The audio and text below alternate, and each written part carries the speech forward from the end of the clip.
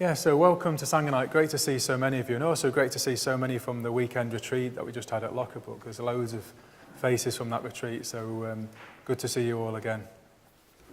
So this evening's talk is called Special Practices, and we're exploring the 7-point mind training tradition. We've had this theme of mind training, the alchemy of the emotions. And we've been looking at training our mind, training our hearts and mind in the hearts and mind of a Bodhisattva. And if you're lucky enough to be here last week, you'll have heard a really beautiful evocation by Padma Vajra of trying to imagine what it might be like to have that mind and that heart of a Bodhisattva. I really recommend listening to that talk if you weren't here, but just some of the things that I can remember from that talk. He talked about just imagining wanting to remove every ache from every living being so that no living being is suffering. That's the volition of a bodhisattva. And just really evoking, seeing every human being as the same, having the same emotions as us, cherishing themselves the same as us, and having the same potential for enlightenment. So he really beautifully last week evoked that state of the bodhisattva. So we've been going through exploring the text of the 7-point mind training. I'm having technical, there we go. So, and one of the key verses we've been exploring is that we can turn adverse conditions, we can transform adverse conditions into the path of enlightenment. And we've heard about ways of transforming adverse conditions through compassion, where we can see them as opportunities to strengthen our connection and empathy with other living beings. And we've heard about using adverse conditions as an opportunity to cultivate wisdom by seeing through our stories about reality and about the nature of things. But there's a third way that the text tells us that we can transform adversity, and that is by using special practices.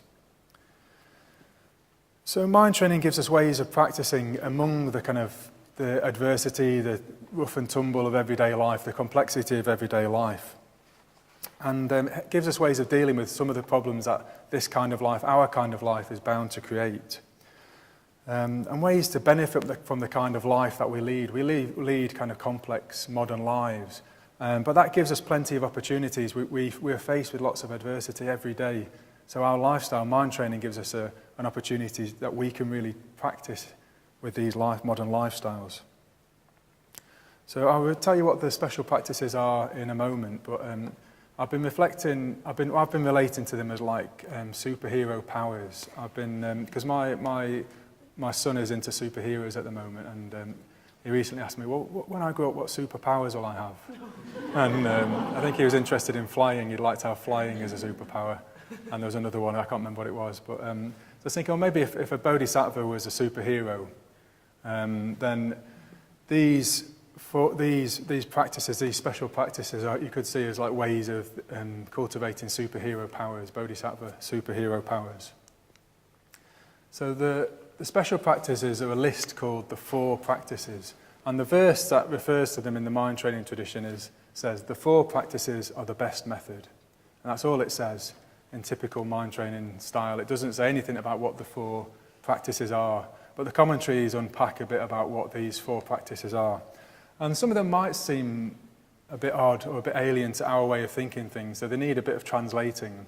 But hopefully you'll see they are very relevant to us.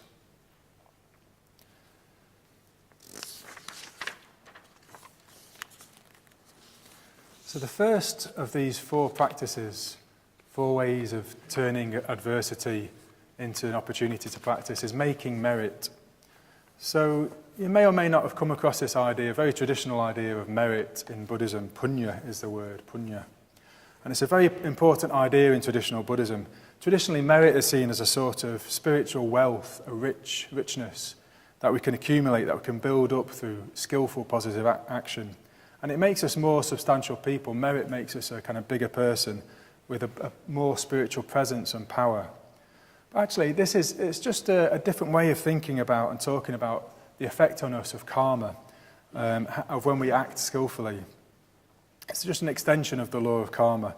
So our actions of body and speech and mind create the kind of person we're going to become in the future. And if we act skillfully, if we act altruistically, nobly, we become larger, stronger beings. We become more noble beings with inner riches, inner abundance, and a bigger spiritual presence. And this way of thinking about karma and skillful practice in terms of making merit, I find it helpful because it acknowledges something which I experience, which otherwise doesn't really get acknowledged. And that is that when you do live a skillful life, when you practice skillfully and cultivate skillful karma, it does seem like you build a momentum of positivity, a momentum of riches almost, and you can feel that slip away when you're unskillful as well. But when you build up this merit, this kind of, sometimes it's described as a field of merit, and it does seem like the world responds to you differently as well. People respond differently, the world seems to respond differently. So I do like this way of talking about making merit. Yeah, and when we live active, engaged lives in the world, where there's plenty of opportunities to make merits, this is a way we can really work in. And we can see it as spiritual bodybuilding. We're kind of building a bigger presence, more ethical, more skillful, ethical being. Traditionally when you see images of Buddhas and Bodhisattvas, they have these two auras. They have an aura around their head which represents the effect of their wisdom, the kind of field of their wisdom. But there's also a much larger aura around their body which represents their merit, the field of their accumulated merit. And I think the fact that it's so large is significant. It almost seems that it's more substantial. Their merit, their skillful action, the effect on the world is more substantial perhaps than their wisdom. So there's an image of Amitabha there, an image of White Tara, of Manjushri, and you can see this kind of the aura of their merit, the field of their merit affecting the world. So there's a list of some ways of making merit. So a very obvious one is practicing the precepts. By practicing the positive precepts, we are accumulating a momentum, a positive momentum, in a very positive direction. So just by living skillfully and practicing the precepts, we are accumulating merit, we're making merit. Also by practicing generosity specifically, and altruistic activity is seen traditionally as being a way of making merit, accumulating merit. Yeah, and then serving something bigger than me is karmically very significant. So the idea of just living a life that's just about ourselves, just about us, is very limited. But when we commit ourselves to serve like the world, serve something bigger than me, that is hugely positive from a karmic point of view. You'll be accumulating a lot of merit. And I want to just also talk about meditation as being weighty karma. So often we can think about meditation in terms of an opportunity to have a nice time or to have a pleasant experience or to kind of escape from the world for a little while. But actually, every time we're sitting down to meditate, it's a really important opportunity to transform our minds. In a way, that's what meditation is for. We can be cultivating mindfulness and metta, transforming the habits of our mind. And when we're meditating, it's an opportunity when our mind is really flexible, really malleable. So we can really make a dent into these habits. We can really transform our mind. So it's seen as being really, really weighty karma. So if you can build up a daily practice of meditation, this is a really significant way of transforming your mind, of changing your mind karmically. And then fifthly, puja is seen traditionally as being a way of cultivating merit, practicing puja, devotion to the Buddhas and Bodhisattvas, something transcendent, something sacred. Okay. I'll go back to my list just to remind me as well as you. So the second in the list is confession. Confession. Yeah, so if we are living active, engaged lives, busy lives in the world like we are doing, then again and again we're going to be breaking the precepts, we're going to be transgressing the precepts, we're going to be acting in ways that are sometimes unskillful and letting ourselves down, letting other people down. And perhaps if we lived in a more secluded life, maybe on our own or constantly on retreat, well, we're not going to be breaking the precepts. And that might sound actually a good thing, that we're not going to be breaking the precepts so often. But according to mind training, when we're in the situation of encountering our unskillful tendencies, our responses, well, that's an opportunity to change them. We can see when we are noticing, when we're breaking the precepts, we're noticing our unskillful drives and tendencies as an opportunity to transform them.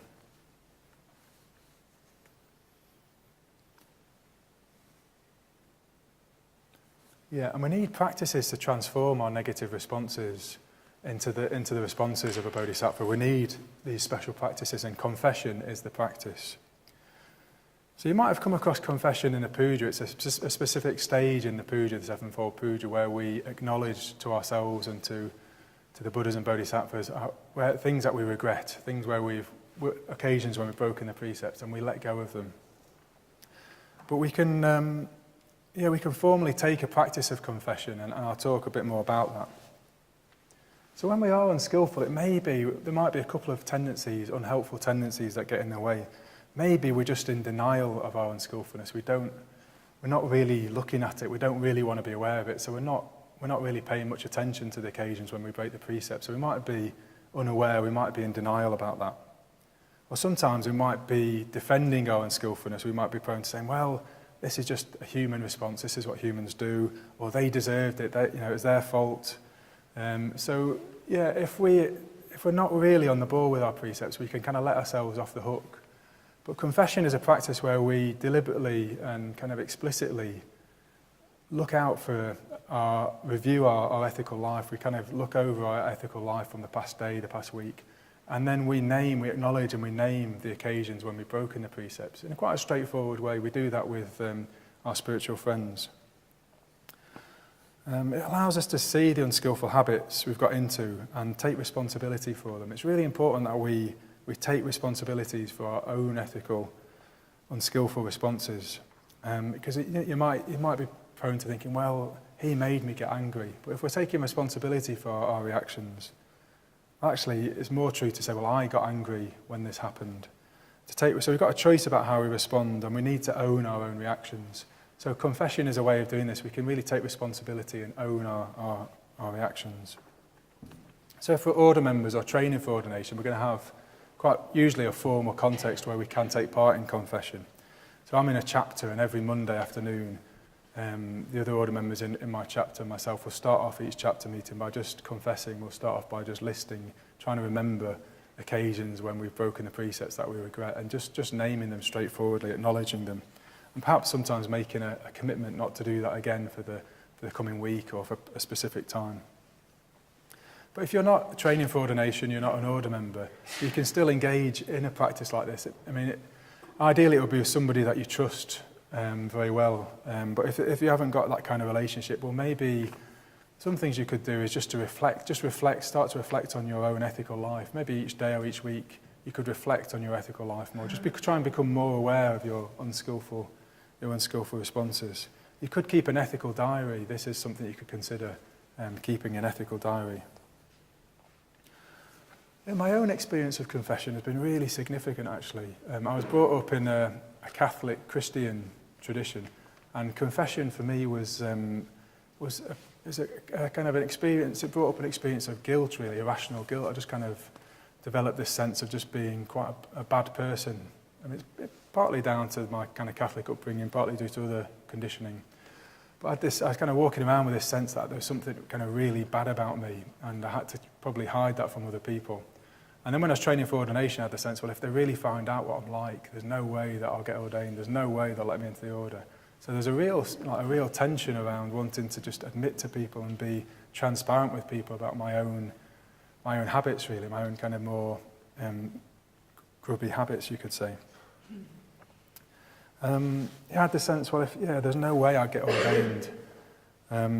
But my experience of opening up to people in like a training for ordination retreat or group or in the order, letting people just see me warts and all, I've been able to actually make much deeper connections with people, and people trust me more because they've seen me. They know I've kind of just told them everything about me, and you develop a real trust with other people when you do that.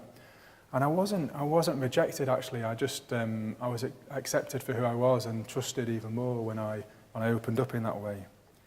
And there were others who'd lived similar lives to me and made similar mistakes to me, and they could relate to me and what I'd been through.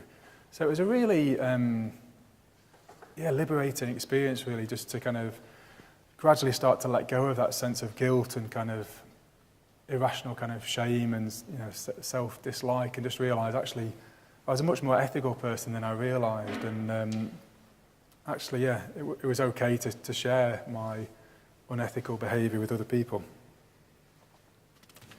So if in my weekly chapter meeting, when I confess what I regret during the previous week, it brings more light. It makes it more explicit, more awareness onto my unskillful tendencies.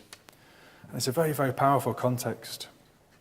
Yeah, and sometimes I turn up on Mondays and I don't want to share. I don't want to tell them what I've done in the past week. But then I always do, and they always do, and it's a real relief. Actually, it's just a real relief just to be open and transparent with my brothers in the order. Yeah, so when we externalise our habits and confess them this way, they're just seen more fully, and it can be very powerful for me to take, as I say, sometimes take a precept in my chapter and to say, well, I'm not going to do this particular thing for the next week, So for me, the first two of these four practices, well, they ought to be very familiar to us. They're kind of very rational ways of working. People who were on the retreat last weekend will kind of be, we're talking about rational and breaking through rational. So maybe the 3 and 4 might be kind of less intimidating for you guys. So the first two are very rational ways of working with bringing awareness to our tendencies, our ethical tendencies, working with the precepts and trying to cultivate positive momentum, cultivating positive karma, and then becoming more aware and naming when we're breaking the precepts. So we're really bringing awareness to our practice of karma and the precepts. But what about these second two? They sound pretty crazy, don't they? Making offerings to obstructive spirits, making offerings to protectors. So what on earth could they be about? Well, if we just return to these first two, it's clear in our Dharma lives we need to make loads of effort in these first two. We need to make loads of effort to transform karmically, using the law of karma to cultivate more and more skillful habits, skillful momentum, punya, merit. And it's really important to become aware and confess and become transparent about our unskillful actions. But sometimes it can seem as though our efforts are being undermined by something that seems out of our control, beyond our control. We can make a commitment and really mean it, like, I'm never going to do that again, or I'm going to meditate every day this week. But somehow it seems our efforts get undermined and we end up not doing what we set out to do. And this classic kind of New Year resolution, they very, very often get broken. After a few weeks in, it's as though we've just lost interest or we haven't managed to keep up. And we can have a really strong, firm intention behind it, but it seems our efforts just get undermined. Seems like something comes from nowhere and just knocks us sideways, and it can almost seem like we've just gone back to square one, like we haven't made any progress. And this experience is captured mythically in the story from the life of Padmasambhava. And some of you might be familiar with this already, but some of you might not. And this story, the life of Padmasambhava, occurred before Atisha. We've heard all about Atisha taking mind training to Tibet. But Padmasambhava was a forerunner. He was the first person to take the Dharma into Tibet, probably 200 or 300 years before Atisha. And since his time, it kind of become broken down again, and Atisha was needed to re-establish the Dharma.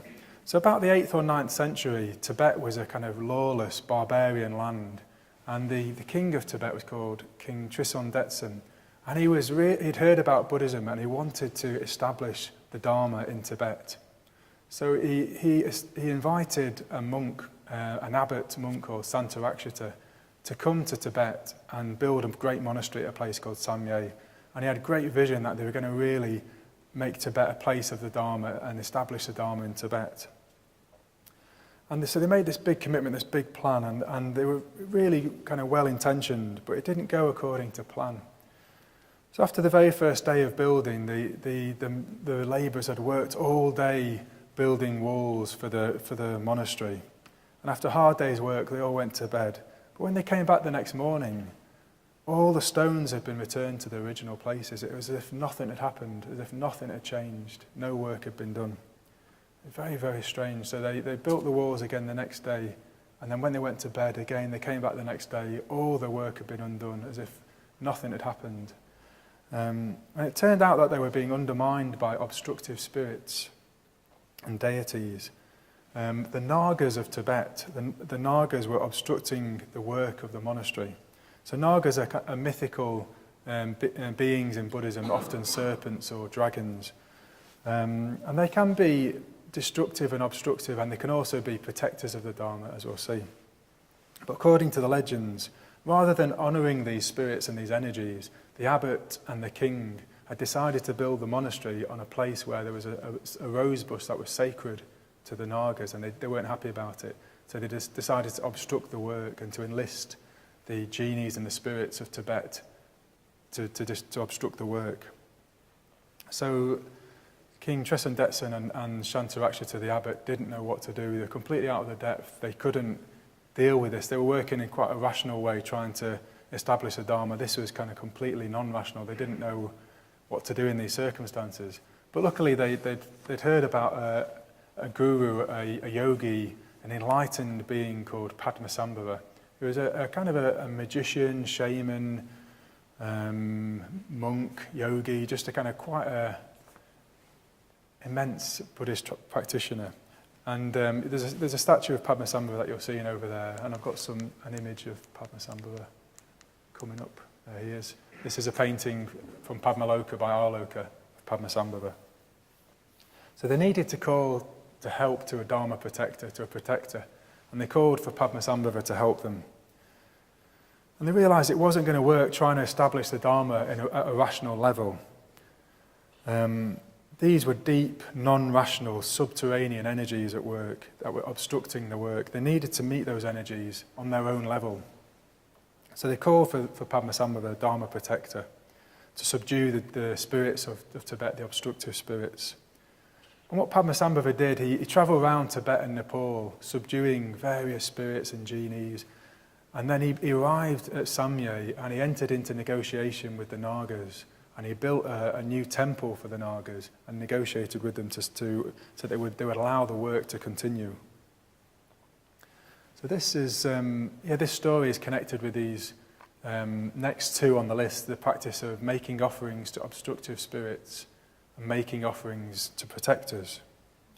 So as Western practitioners of the Dharma in our age, this might, I imagine, sound very alien to some of you and a bit weird, a bit odd. But it might also sound a bit weird to know, well, myself and otherwise rational Western Buddhists have practiced in this way. Sometimes places can seem to have a spirit to them, and sometimes the spirit can either seem kind of benevolent or malevolent, helpful or obstructive. So even otherwise quite rational Western Buddhists sometimes have been known to do rituals that involve making offerings to spirits of places to get them on our side.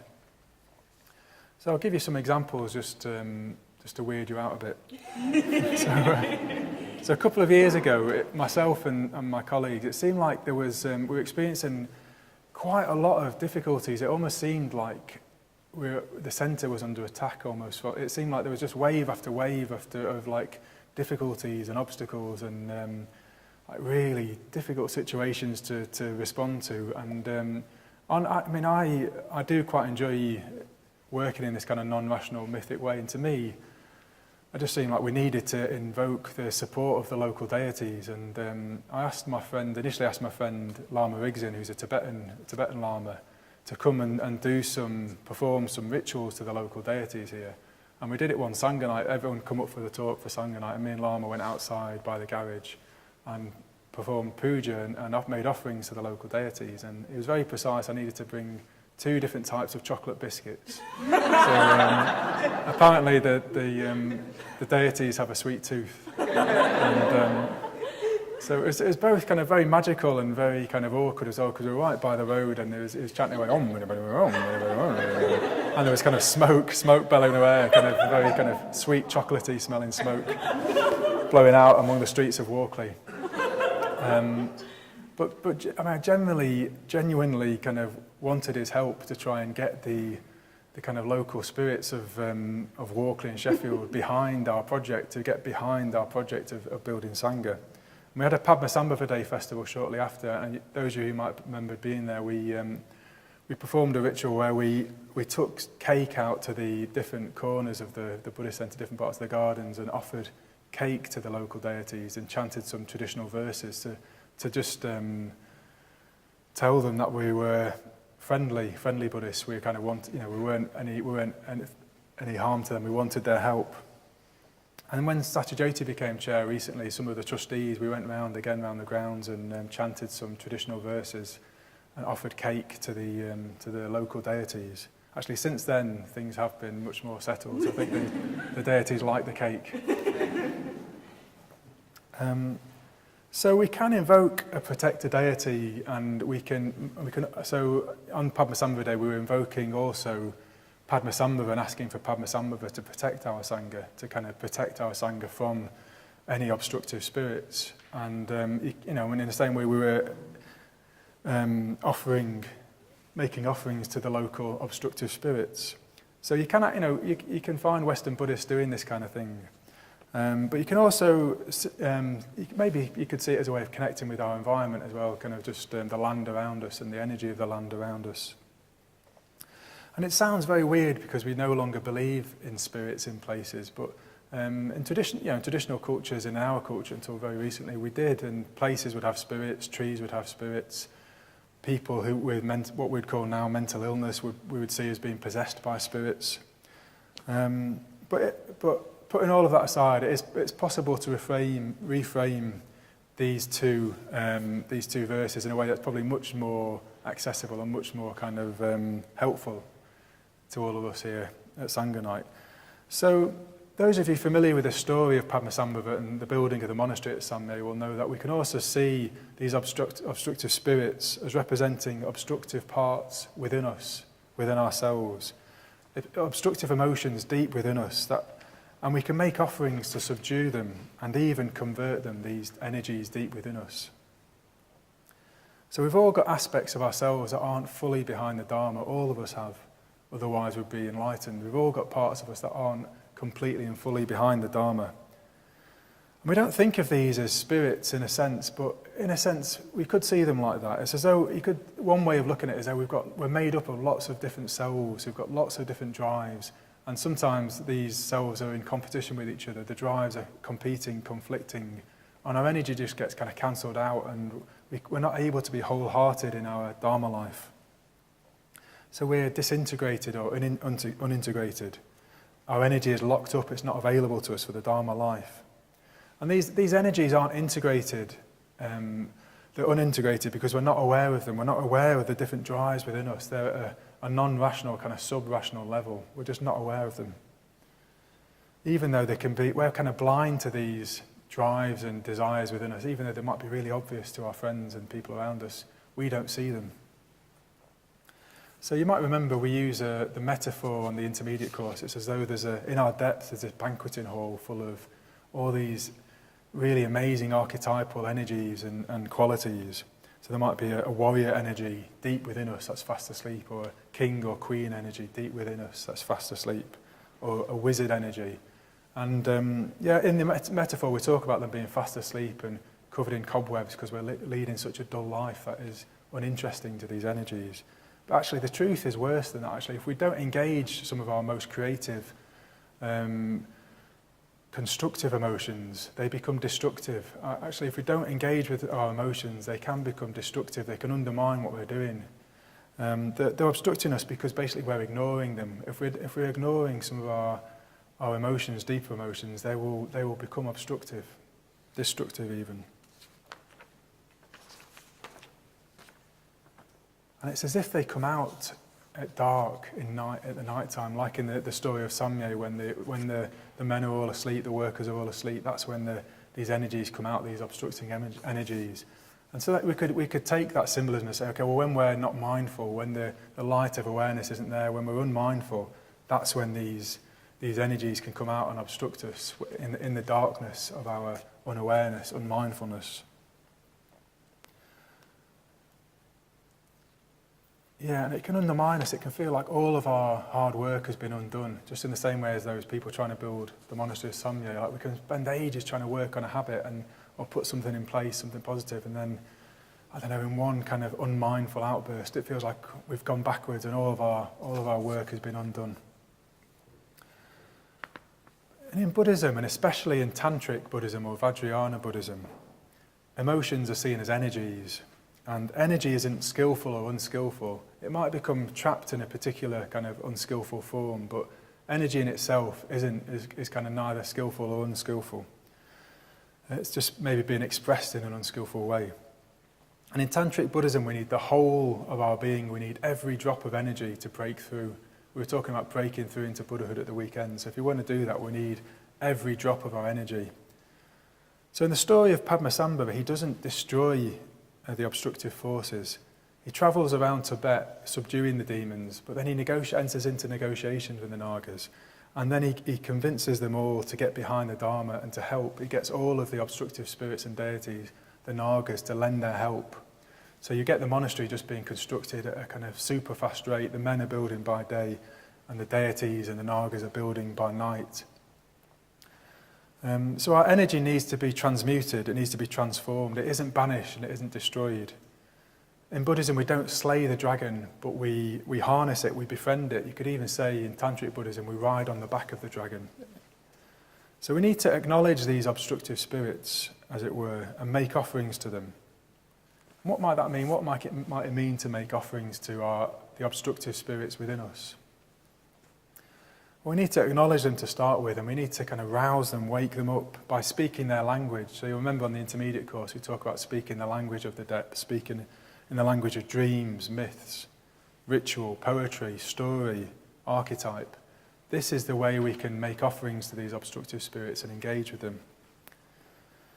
We need to get these other sides of ourselves on side with our Dharma project, this project of living the Dharma life. We need to harness that energy, get it on side, bring it on side. We need to make offerings to these obstructive spirits within us, considering what it is they really want and need, and trying to give it to them in a skillful way. So sometimes really important bits of us, really important energy, just get inadvertently left out of the Dharma life. Just to kind of accidentally we leave really important bits of us or energies out of our Dharma life. And it can sometimes be that some of the activities that don't seem necessarily related to Dharma or Dharma activity, they're the activities that really energize us and get our energy available to us and energized and our energy flowing, and then it can become available for the Dharma life. So until the Dharma kind of directly touches those bits of us in our depths, we need to engage with the activities that bring us alive, that energize us, get our energy available to us. So for me, it's football, unfortunately, kind of engaging with watching football. I don't really play football anymore, but I used to. It just seems to energize me in a particular way. I can remember a time when I was just really diligently trying to be an order member, a good order member, and kind of do the things that good order members do, but I wasn't really enjoying it, and I was struggling in a way. I didn't have a lot of energy. And I remember meeting with a Mogavangsa and him saying to me, well, you've been a good boy, you've been a good Buddhist, why don't you go and watch a football match, go and take your dad and watch a football match? And it's something I hadn't done for years. In a way, I'd kind of abandoned it. Football had been a big part of my life, but I just thought, well, it's not really anything related to the Dharma. I want my life to be about the Dharma, so I don't need this in my life anymore. But as soon as I went back to Anfield and watched Liverpool play, and it was a season where we nearly won the league, we had Luis Suarez playing up front, for those of you who remember. We came very close to winning the league, and suddenly I just became full of energy and full of life and full of joy and happiness, and that became available to my Dharma life. I was much more full of life in my Dharma activities. So it seemed that there's an activity that wasn't really connected to the Dharma. I'd kind of inadvertently left out of my life and left loads of energy behind as well. So friends of mine have got other activities that work for them. So for Aryadasa recently, it's been hockey. Playing hockey has been really important to rediscover energy for him. And I've got friends who are into train spotting, which is really important to them, or trains and steam engines and sailing, yachting. So whatever it is, for each of us, it's going to be unique to us. What is the activity that energizes you? And make sure you don't inadvertently leave it out of your life. And it also seems that having fun and humour and play are really important to get those obstructive energies and spirits actually interested in the Dharma. If the Dharma life suddenly becomes playful and full of fun and enjoyment, well, they're not going to obstruct it anymore. They're going to be happy to let us get on with it. So it's important that we have humour and play and fun in our Dharma life. Okay, so some of the energies that seem to be obstructive to us and also seem to maybe be the most repulsive to us, that we're most repelled by, they're going to end up becoming extremely valuable to us in our Dharma life. They might end up becoming Dharma protectors even. So we've already heard how in the story of Padmasambhava and the demons, the Nagas end up becoming protectors and building the monastery. And in other Buddhist traditions, up in there, that's the Nagas. It's the spirit, the technological spirit's obstructing me. Yes, actually, we're quite happy to say that technology is alive, don't we? When our car breaks down or the internet stops working, it's against us, isn't it? There's like a malevolent spirit behind it.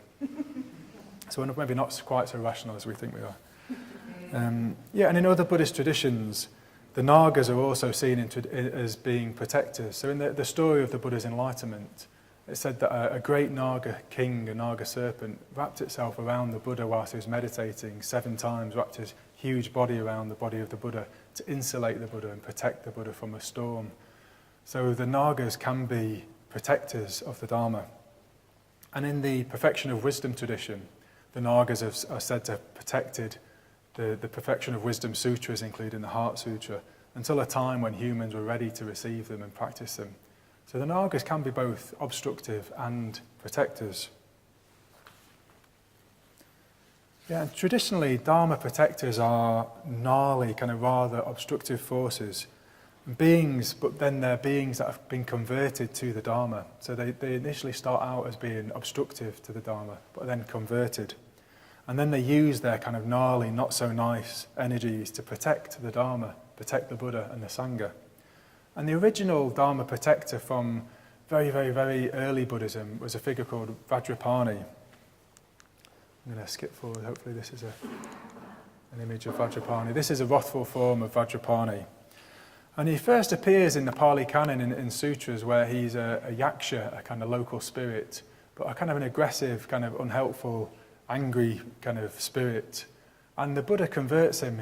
He's impressed by the Buddha teaches him, and he converts to the Dharma. And then he crops up again on occasions when the Buddha needs him in sutras and stories. Sometimes when the Buddha's being challenged or threatened or someone's trying to undermine the Buddha, Vajrapani will appear above the Buddha's head, holding a Vajra, waving it threateningly above the Buddha's head. And the person who's trying to undermine the Buddha will kind of back down. And Vajrapani was a very imposing presence, an intimidating presence. And the Buddha, in a way, this tries to invoke the presence of the Buddha. We sometimes have the sense of like a Buddhist as somebody who's very passive and a bit of a doormat and very kind of friendly and nice. But actually the Buddha was a very formidable presence, a very imposing presence, an awesome presence. You wouldn't mess with the Buddha. So the Buddha had this kind of Vajra energy, which was symbolized by Vajrapani, the Dharma protector, who would appear above the head of the Buddha and wave a Vajra. So we've all got these kind of forces within us. We've got aggression, anger, competitiveness, lust. And a lot of our energy gets tied up in these drives, almost like kind of animalistic, sub-rational drives. But we need to get that energy on the side of the Dharma practice, on the side of the Dharma to become Dharma protector energy. We can harness that energy. And we need to make offerings to the protectors, to this protector energy. And again, we need to do that using symbolic, archetypal language that it understands, that this energy will understand and respond to. So the symbol of the Vajra is a really important symbol, and it's a way of kind of invoking this Dharma protector energy for ourselves. And you could see it as a way of making offerings to the Dharma protectors. So initially, we can invoke, when we're in these situations of adversity, when we're trying to practice, trying to train our mind, and it's really challenging, we can invoke some of this energy, some of this Dharma protector energy in situations when we need it. And this can give us the courage to experience and express emotions in this kind of more Vajra way, this more kind of courageous way. And it can feel like we're kind of channeling this energy, this kind of Dharma protector energy from outside of us. So it's not unusual for true Ratna Buddhists to have Vajras or to wear Vajras. So a friend of mine I saw had a necklace with a Vajra that they were wearing this afternoon. I brought my own personal Vajra from home just to give me some courage and Vajric energy during this talk. It's not unusual for Buddhists to have a Vajra and to have it as a symbol, to have this energy to help them to break through, to channel some of this aggressive, angry energy and use it in service of the Dharma, actually. So the symbol of the Vajra. The other thing we can do, another thing we can do to engage with the Dharma protectors is mantra. You could chant the mantra of Padmasambhava, Dharma protector, in a difficult situation, a situation of adversity. If you feel like you need some of this strength, some of this power of a Dharma protector, you could chant the mantra of Padmasambhava or the mantra of Vajrapani. We chant the Vajrapani, we chant both of these mantras actually at the end of the puja, the Vajrapani mantra and the Padmasambhava mantra. Yeah, so we can chant a mantra or wear a Vajra or hold a Vajra or just bring to mind these Dharma protector symbols in a situation of adversity, a difficult situation. And suddenly it can feel like we've got far greater resources to call upon. We've suddenly got much more strength than we usually have, much more courage than we usually have to draw upon. So we need to make offerings to our Dharma protectors, to invoke them, if we want to have the strength and energy to actually be effective in the world, to make change and to really live our Dharma life. So, how am I doing for time? Just basically a very quick example for me was my own anger and aggression, which was completely blocked, as was kind of most of my emotion when I came involved with Buddhism.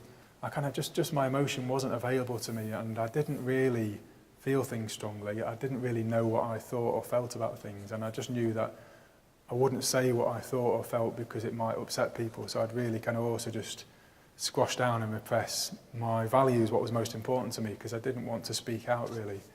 And this worked fine for most of my life actually, until I wanted to live a Dharma life, and then suddenly that wasn't working anymore. And what started to happen through meditation, I just became aware of anger and energy that I'd just been blocked and sitting on. And there's a long story. I've told this story in longer versions in other talks, so you can listen in more detail to how I worked with this energy, but just summarising. Basically, there came a time after I was ordained, I started to invoke the energy of Padmasambhava, doing the Padmasambhava practice, visualization practice. Suddenly, actually also at the time of my ordination, I became aware of a real kind of rage, almost like an uncontrollable rage, and it was very, very frightening. And the advice I was given by spiritual friends at the time was actually this was a really positive energy, but it was just kind of expressing itself in this way. And I needed this energy in my Dharma life. What needed to happen is I needed to find a way of transforming it into Dharma protector energy. I needed to start to own my own opinions and speak out to protect what I valued. It wasn't enough anymore just to kind of not speak out, not say what I thought. I needed to really speak the truth in situations and stand up for what I believed in. So I needed to harness this kind of energy and express it in a completely different way. That's a kind of short version of the story. You can listen to a much longer version of the story in some other talks that I've given about this. Basically, what I needed to do, what I'll conclude by saying is that we need all four of these practices, all four of these special practices. I'll just show you, before I talk about that, I forgot to show you a nice picture of Vajrapani from Padmaloka, which I really like, and a picture of a Vajra, in case you couldn't see the Vajra before. But basically we need to be working with these four practices all the time. So, if you are going to engage with strong emotion, and if you keep practicing the Dharma life, at some point you will kind of engage strong emotion, whether you like it or not. You will experience strong emotion.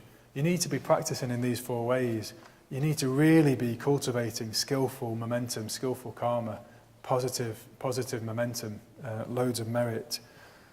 We need to cultivate channels in a way, positive channels through the positive precepts, new beautiful positive emotions, new channels for our emotions to flow down, to be expressed in. We need to build lots of momentum behind these new positive habits. And there's an image I shared with my group at the weekend.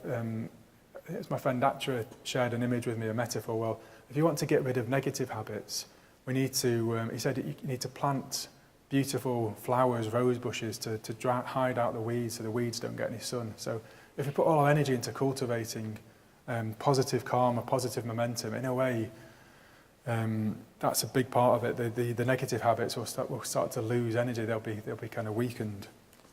And then alongside that confession is like pulling those weeds out continuously. Keep pulling out those negative habits. Keep doing the weeding, pulling out those negative habits. Keep getting the roots out and showing them the light of day so that they wither and they die. Those negative habits die. So we need to be working in this kind of rational, karmic way all the time. And at the same time, that's not enough because most of our energy is subterranean. Most of our emotions are below the level of our awareness. So we need to be working in a non-rational way as well, a mythic way. We need to engage these obstructive energies and spirits and make offerings to them by relating to them in the language that they speak. And we need to be invoking the Dharma protectors and making offerings to them as well.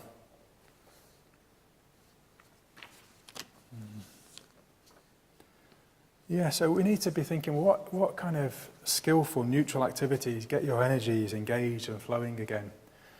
And we need to use cunning and negotiate sometimes with different parts of us to get them behind the Dharma life, to persuade them that actually the Dharma is a good thing. There'll be bits of us that might be frightened and put off by the Dharma, but we can get to know them, we can befriend different parts of ourselves over a period of time in meditation, outside of meditation.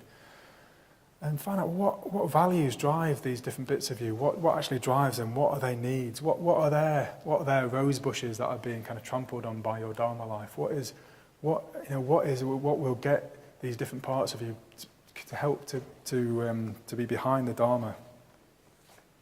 Yeah, and then we need to make offerings to the Dharma protectors too. We need to invoke this Vajra energy of the Dharma protectors of Vajrapani and Padmasambhava, the power of the Vajra through symbol, through mantra, through puja.